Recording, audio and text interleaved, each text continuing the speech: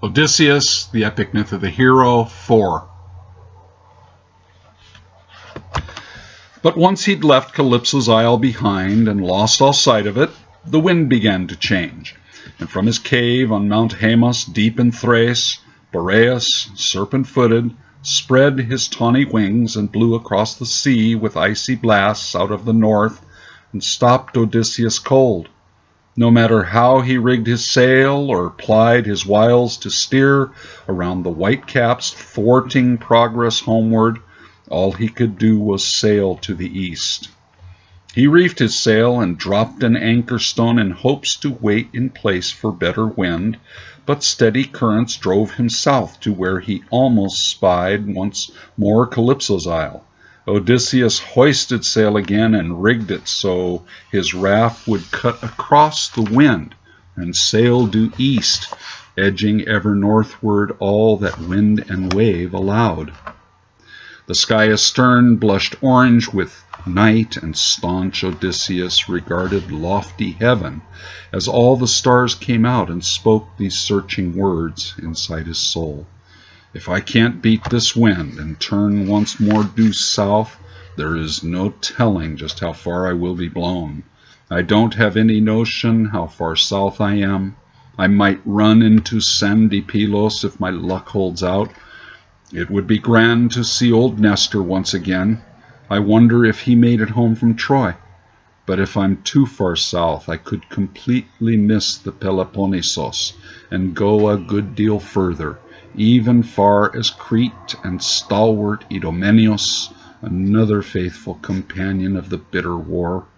But if I miss the land where Zeus was reared beyond his open ocean till purple-rich Phoenicia, I need a sympathetic wind to blow, or else my chance for home will soon be lost. A life at sea has taught this sailor winds will always change with time, but others feel the wind as breath of angry gods. The seer Calchas looked upon the vast extremes of land and sea and sky as features that reveal the hidden purposes of heaven. Flights of geese were never merely flights of geese. To Calchas, blasphemy had reached its foulest depths to call a thing an accident. Before the army sailed for Troy, Achaean forces gathered at the bay of Aulis, ships drawn high and dry upon the sand because the wind was fierce against our passage. Calchas, prophet of Apollo, stood upon the shore with outstretched arms, his robes like wings disjointed, flapping in the blast, his face upraised. The mighty contrary wind played his gaping mouth as if it were a jug, and out came hollow, groaning notes of prophecy that most concerned a king of men. Agamemnon, father of our righteous cause, another seer, one less skilled, might say it is the anger of the goddess Virgin Artemis that sends this evil wind to block our way because you dared to claim your aim in hunting equal to her own, rejoicing in a lucky shot that brought a running red buck down. Men brag, gods laugh. But kings live large in times of peace because they stand foremost in war. You call upon Achaean men to sacrifice their sons to get the beauty Helen back and break the Trojan stranglehold on trade. But you yourself hold back your infant son, too young to fight, as is to be expected, yet success demands a sacrifice from those who stand the most to gain by war. Your daughter, Iphigenia, the goddess wills it so, or winds will pin our slashing ships upon this beach until they rot in place. This said, and Agamemnon rose to speak. Without a god, man is just another beast, and lacking kings, the will of God is hard to know, much less employ to rule the earth. One king might lead the charge, another will direct the telling blow from where his eye has widest scope and minor matters such as these are merely choice of style. A king reflects the will of God, or never could he don the crown. I need not prove by sacrifice my rights to full success. My will alone is heaven manifest on earth to men. The wind will cease. It always does with patience. Let no man further speak of sacrifice. Blood sways bloody men, not righteous gods. Angry murmurs spread throughout the ranks until that vicious simpleton Thersites, plague of kings, began to raise the voice of protest, calling for Palamedes to take the lead of men and ships if Agamemnon would not heed the voice of prophecy, or, better still, abandon every hope of war and go back to our happy homes. My sympathies went out to Agamemnon. My son Telemachus meant more to me than gold or victory. I quelled a hope that filled my heart to go back home and followed Agamemnon to his tent in step with Menelaus, his brother, king who lost his prize and now would set the world ablaze to get her back, the faithless beauty Helen. And now I prayed some god would fill my mind with winning words to stop this war, but never did I get a chance to speak, for Agamemnon dashed his scepter down and cuffed a slave girl's ear who served his wine too slow. He slumped upon his throne and spoke these weary words. Were I to do as Calchas says, I never would be free to close my eyes again in Clytemnestra's bed. If not, the army will disintegrate and all our dreams of empire go awry. My wife will never let Iphigenia go. Menelaus now spoke these miserable words. Then send for her and say she marries war-loving Achilles upon arrival. Send Odysseus as ambassador. My blood rebelled at such a heartless task, and so I spoke these angry words to them. I will not push this lie to serve our cause. Let the wind die a natural death, and then we'll row to Troy in 5 days' time. Agamemnon turned his baneful gaze my way and spoke these words as if he spat the bones of children through his teeth. Push this lie to serve our cause, or your Penelope and son Telemachus will be the ones to feel the knife and be the pleasure of the gods. Calchas was specific, but if you balk, then we shall see what we shall see. For thirsty gods, any blood might do. At any rate, that is where we'll start. So I conducted luckless Iphigenia from Mycenae to Aulis, but I disobeyed the king in this respect. I also brought Clytemnestra to be witness to the deed. The wind still clawed our eyes as we rode into camp. The kings, Agamemnon and Menelaus, greeted us and bid us come inside the council tent. Clytemnestra, sister of the beauty Helen, held her daughter's hand and spoke these haughty words. My dear and trusted husband, what foul and sudden haste now prompts you give our eldest daughter to the Prince Achilles? Marriage should come after war, upon the culmination of the killing, or is her flower meant to be first blood? Agamemnon's eyes filled with tears, and from his burdened heart he spoke these anguished words. My will on earth is but an exercise in irony. You know our dreams. For many nights we whispered to each other, sharing one pillow, and now the only thing that thwarts our way is ceaseless contrary winds. The seer Calchas calls it anger of the gods, and only sacrifice will make the rage abate. Our daughter, Iphigenia, a king must lead in sacrifices if he has cause to ask it of his men in war. I beg your pardon for the lie of marriage. It was a ruse to spare you pain. But even in this small particular I am circumvented, for never did I wish you see what gods have brought to pass. Odysseus obeyed my order only halfway. Woe will come of it, as sure as moon and tide are one. Clytemnestra wrapped her soft white arms around her darling girl and spoke these bitter words. Such kindness is as pale as your warcraft is weak. Misfortune marks the start of this sad, stupid enterprise. And now Achilles, full of rage, unsheathed his sword and burst into the council tent and stood before the king and spoke these fighting words.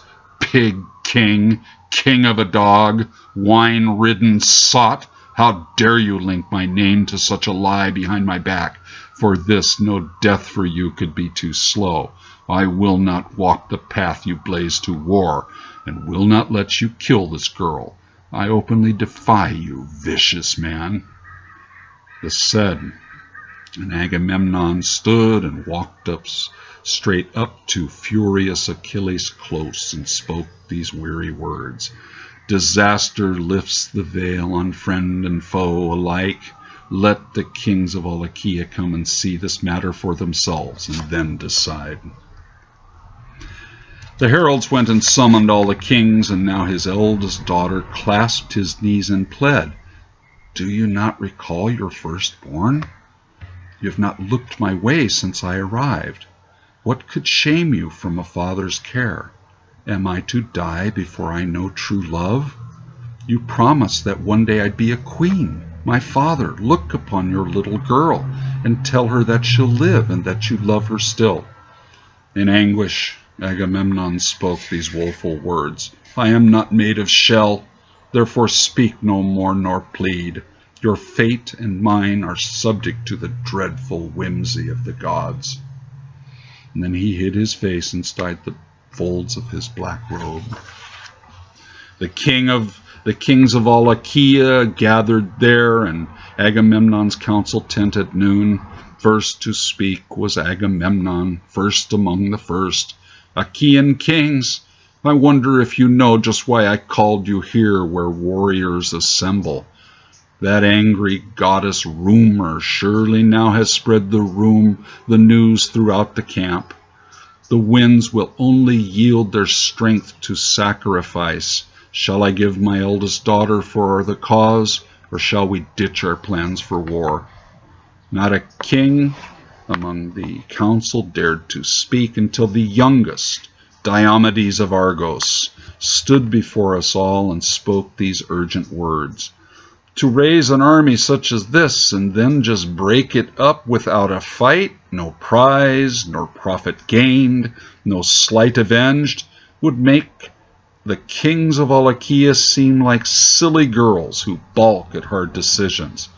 Which of us could claim the favor of the gods as sanction for our rule?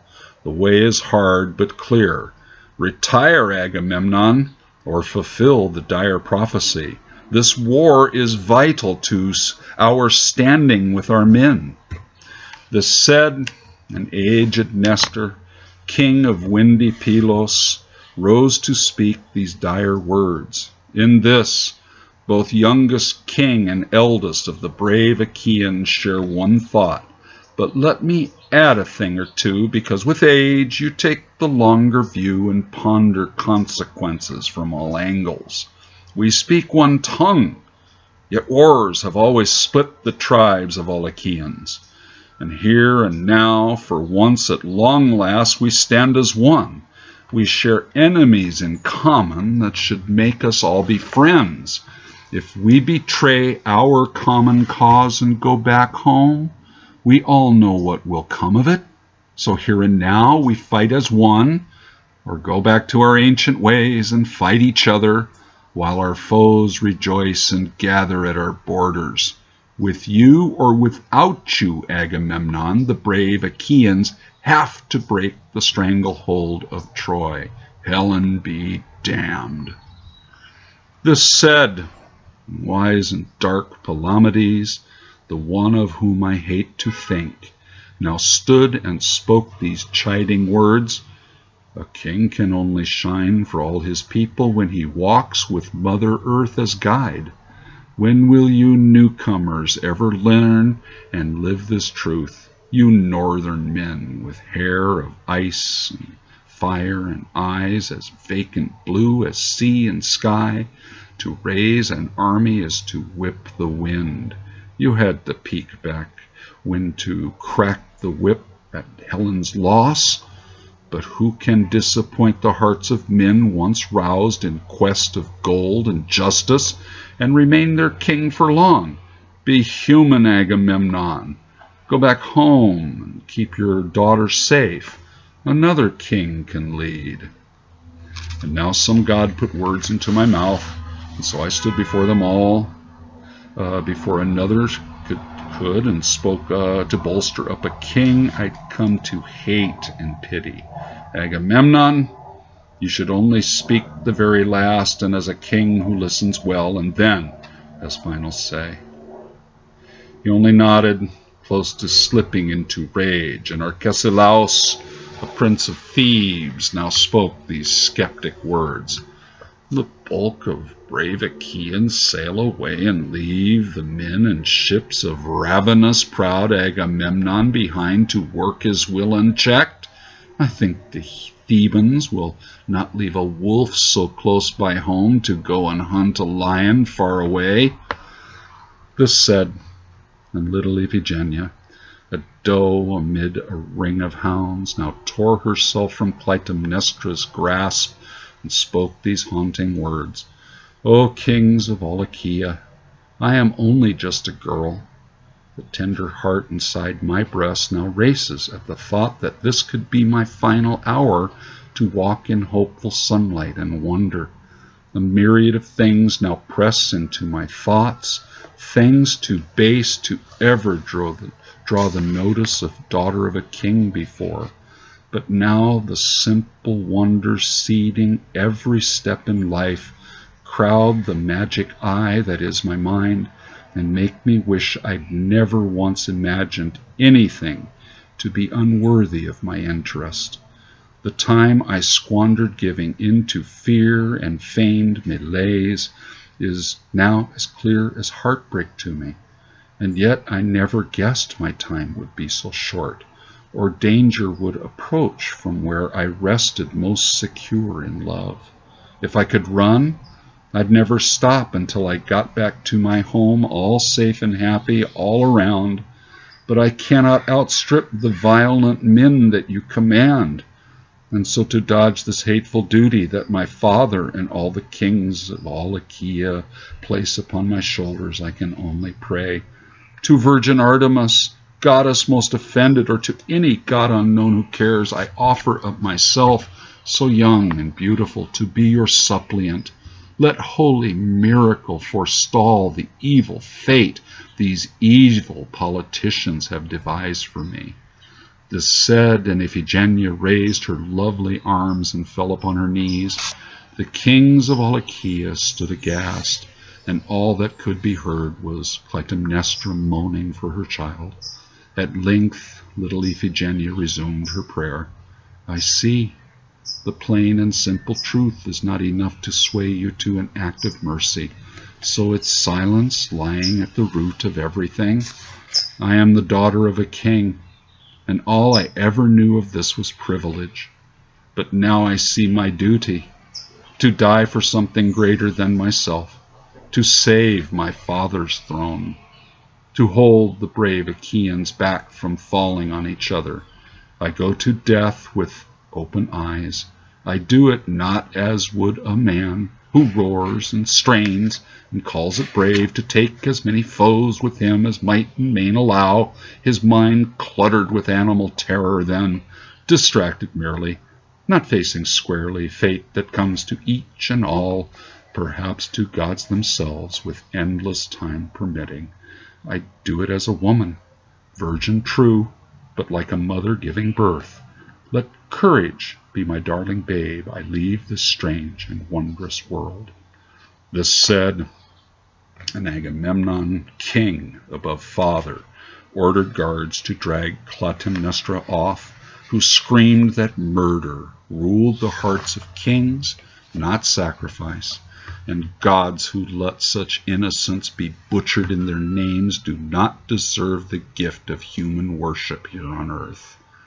The seer Calchas led the little girl high upon a hill where stood an altar to the goddess, and she never faltered once upon that stony climb.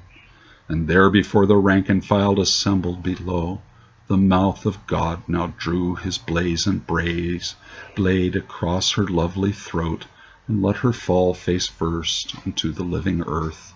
The army wept down to a man for little Iphigenia, grace of ages. Now Agamemnon stood before the rank and file and beat his breast in grief and said, "There never was a king who loved his people more, and never did a king deserve firmer mandate for his rule as me. I now command the winds to change and take us to our foes.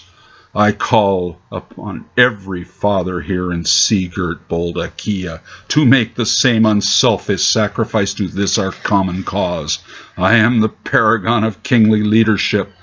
This will not fade from minds of men unto the millionth generation, as long as blood still flows in human veins. No longer do the fighters of this greatest army known to gather for the glory of our people have the right to honest fear in battle.